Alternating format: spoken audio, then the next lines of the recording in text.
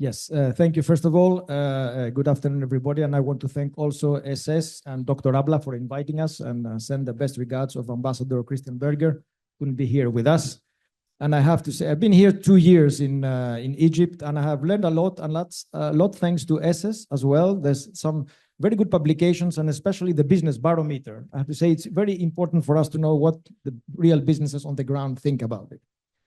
So with regards, I was quite impressed, I have to say, with the comments of the minister. I think he probably had a look at my notes because I agree fully with what he said, except one thing at the end on trade agreements that we'll come back to it.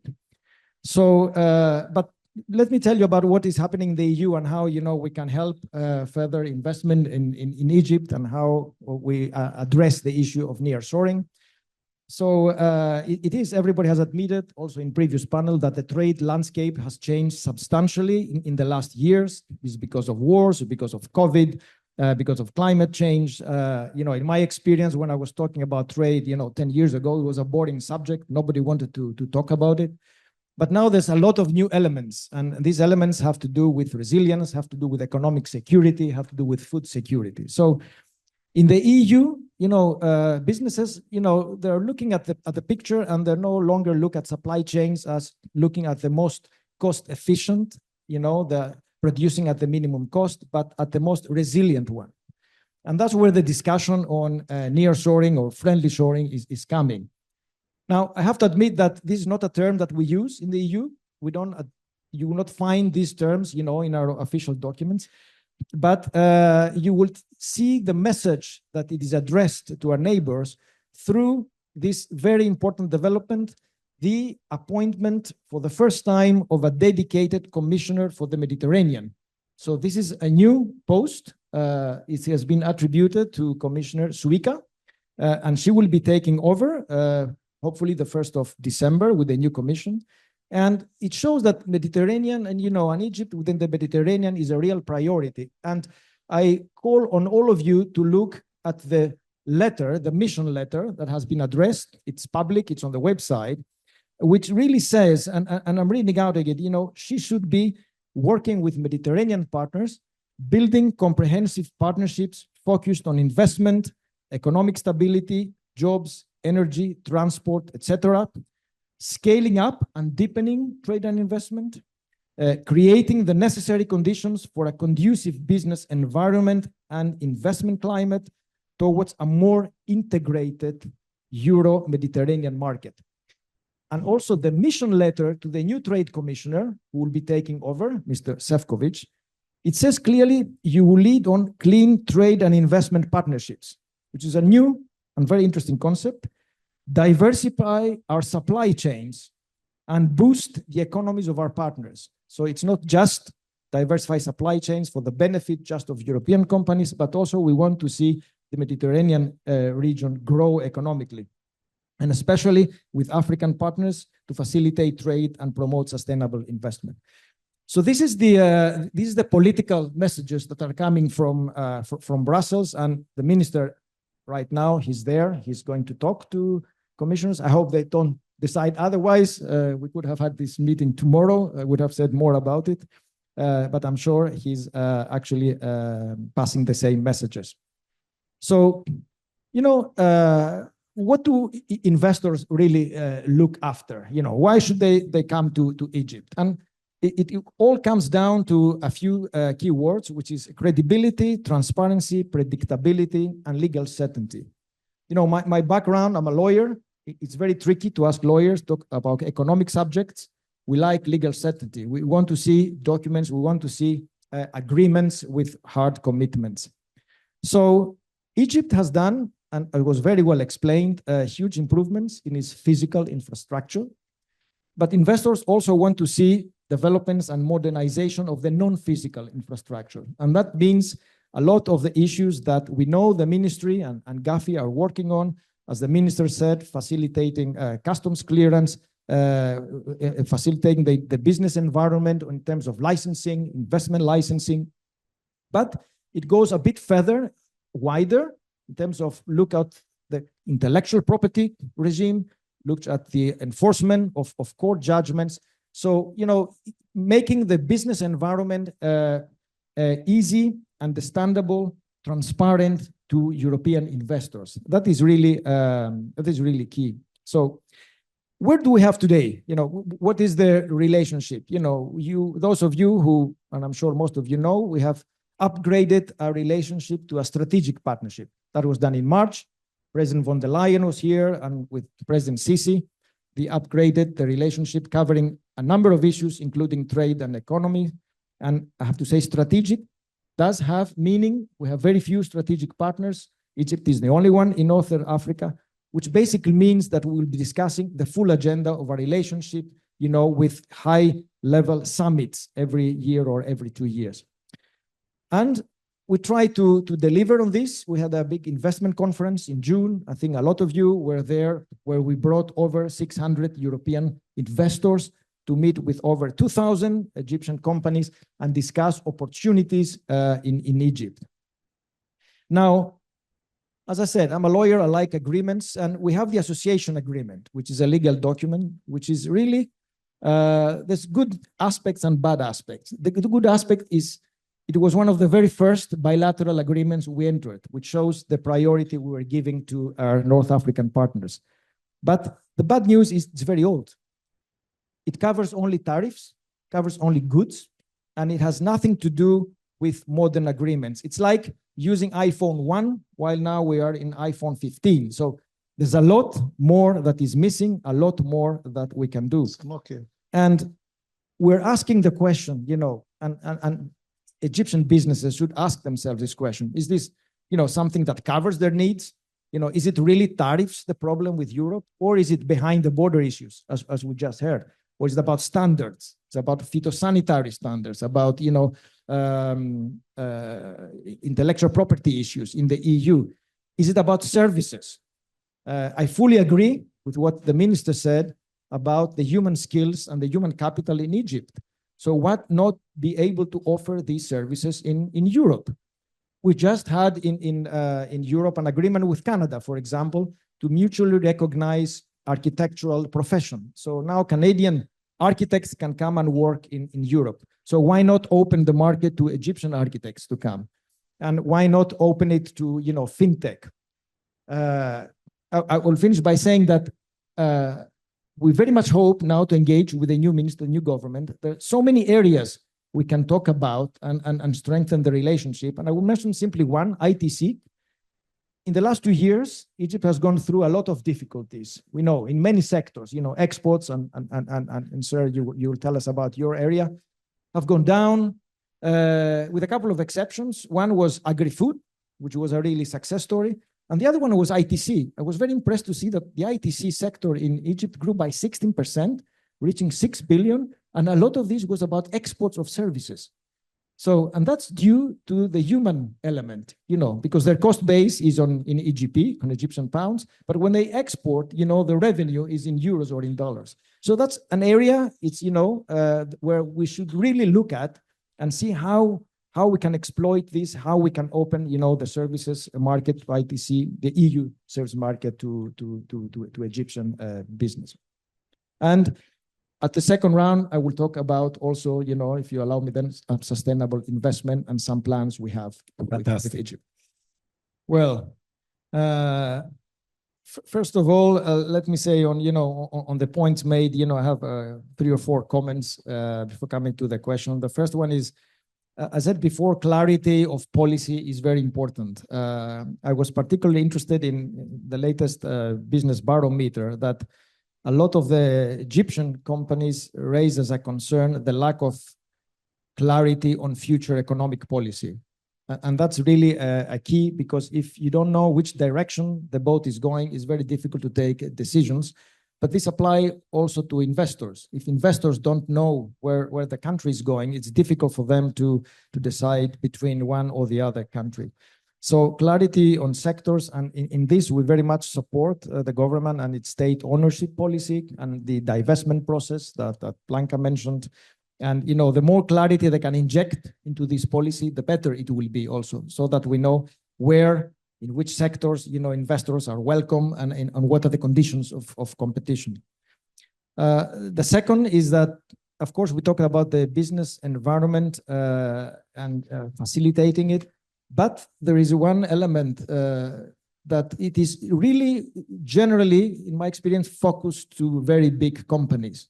When we have discussions, with Egyptian government, they always refer to the big names. They want to see the big companies coming, and there's not so much attention placed on SMEs.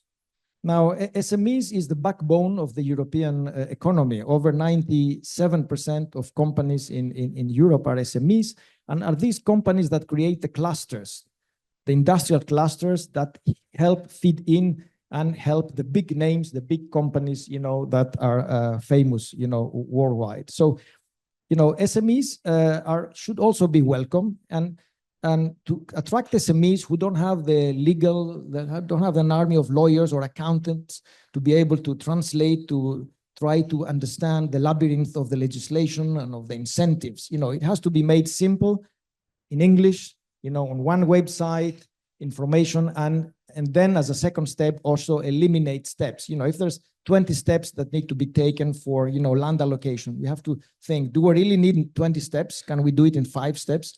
And it's the same with customs clearance, the same with import licensing. So more emphasis on SMEs, more transparency. The third element, we talk about, legal certainty, modernization of the association agreement. That was something actually raised by President Sisi in his discussions with our president, was raised by the Prime Minister when he met with our Executive Vice Minister Dombrovskis. So we are going to look into, the technical aspects, and, I will be seeing some of you as well in this room, to get ideas, because we really need to understand what Egyptian business also wants, because it's not only for the Europeans to decide, I want to do this in that country. We need also to see, what Egyptian business wants and how we can strengthen the cooperation with European businesses. So it's a two-way street, not a one-way street. And in terms of, in this respect, as I said, investment facilitation is very important. How do you facilitate investment? And there is a new tool that has been developed now in the European Union, very new. It's called an agreement on sustainable investment facilitation. So it's not just investment, but sustainable investment facilitation. And we believe when we invest abroad, this investment should be good for the environment, should be good for the country that is hosting us, should be in respect of labor laws, of social rights, and of the environmental situation. So this is a new model. And it's about facilitation. We can call it 101 rules on how to invest. So simple things like to agree on, if an investor has a problem, whom does he talk to? Where can he find the legislation? What are the steps to get licenses? So, basic things that, as I said, Gafi is working on. But, if we enter into an agreement, an engagement with Egypt, this will send a powerful message to European investors. There's an agreed rules, on investment facilitation. And this model, we have agreed this year, it entered into force with Angola. So we proposed this to Angola. I was involved. Before coming here, we had 2 negotiating rounds, and Angola says, yes, I want this, I like this, I take it. So, and now there's a number of other countries interested, like, Nigeria, Kenya, and of course, in Northern Africa. Personally, I want to put Egypt first, and make sure that, we conclude something. And this is one of the issues that the minister will be discussing in Brussels. Lastly, on sectors, we haven't done a sectoral analysis as detailed. But I'll give you one example. In the investment conference, we signed a number of deals. They were about 40 or 45 deals, up to 60 billion euros of commitments. The vast majority of these deals and commitments were in the energy sector. So Egypt is becoming really a player in the energy market. It can become a hub. It has a huge comparative advantage. At least that's the way we see it. And already there is a lot of interest from European companies to invest in the production, first of renewables, then of green hydrogen, and as I am Greek, I have to say in these deals, companies, SMEs, there was an SME from Greek-German SME that signed a deal for 10 billion euros, to produce in Alexandria, to invest in a plant to produce renewables, and from this plant to produce green hydrogen, and also that shipping and the off-taking is being arranged. So energy is important. It's important for Europe because, as you know, the developments, energy security is vital, especially in the light of developments of the war in Europe. And also it's part of the green transformation of the European economy. We have a vast program called the Green Deal. It's not, originally people thought it was about climate change and the environment, which it is, but actually, to be frank, it's an economic program. It's transforming the whole economy to move, and work with new principles, in terms of energy. And it's a huge, there will be a lot of attention paid now with the second administration of President von der Leyen. And Egypt is so well placed to take advantage of it. And I have to say, we are here, we should exploit the momentum.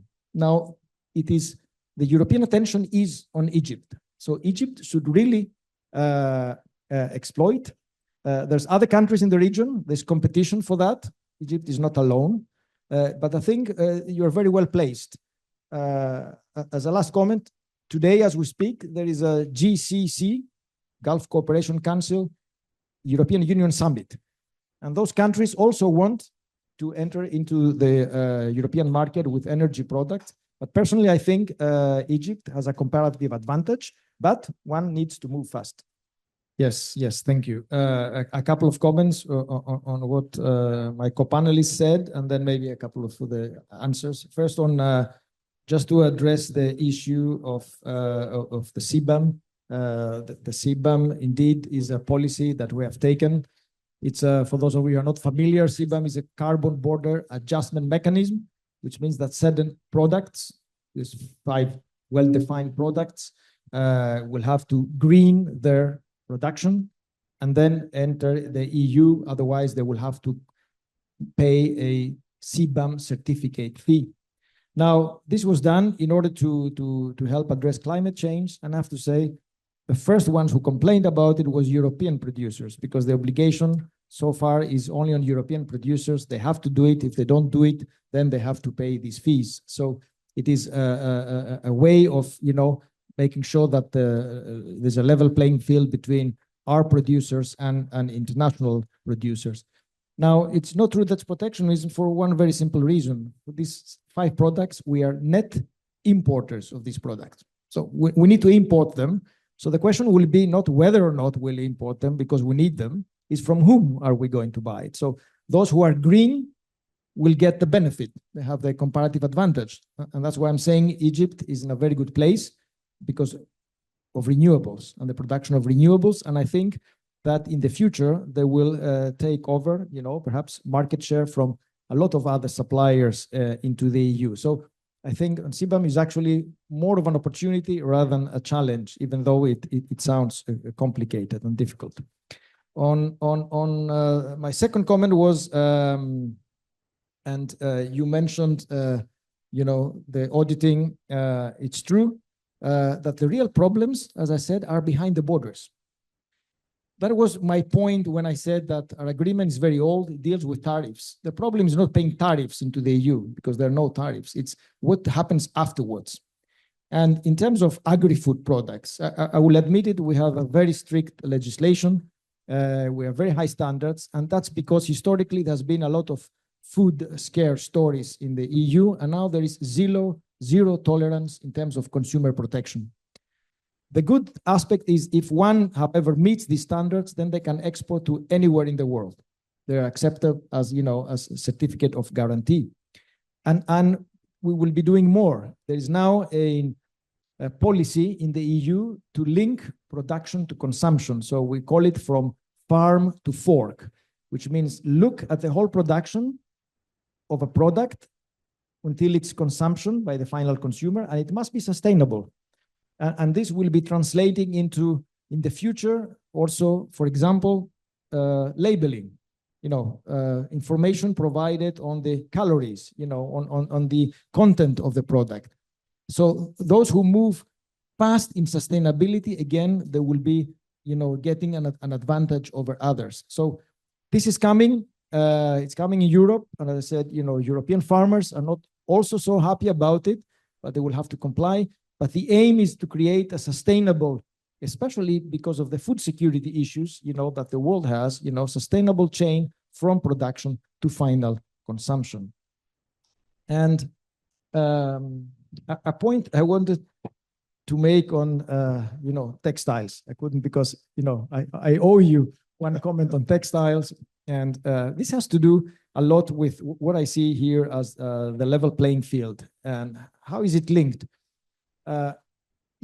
Textiles is a very good industry because it's at the middle level. It can provide basic skills to workers. You can take no skills or low skills and give them skills.